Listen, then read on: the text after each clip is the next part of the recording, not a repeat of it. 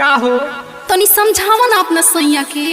का देख ए सखी जहिया से चढ़ल नवारा तर रे पिया सुख के हो गईले पातर रे सखी जहिया से चढ़ल नवारा तर रे पिया सुख के हो गईले पातर रे जय जय जय मैया जय जय जय मां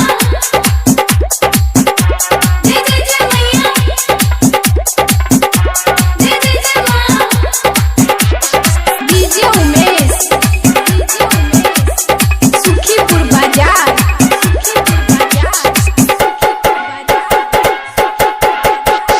कुकुर नियन देख हाथेले बोलला तो हमारा के डांटेले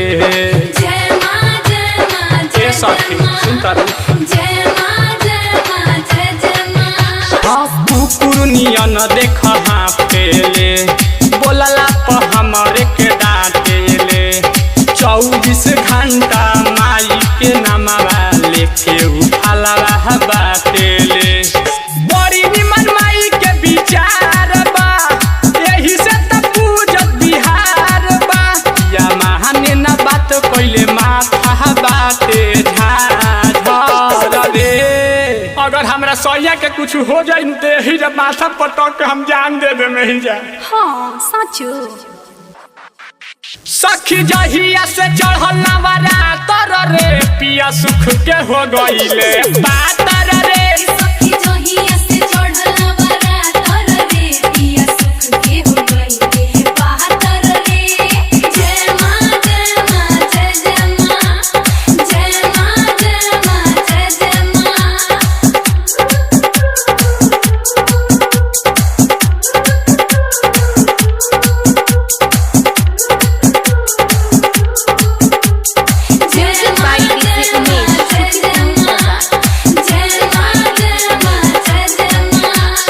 यह दौरी ते सब कुछ बोले है ना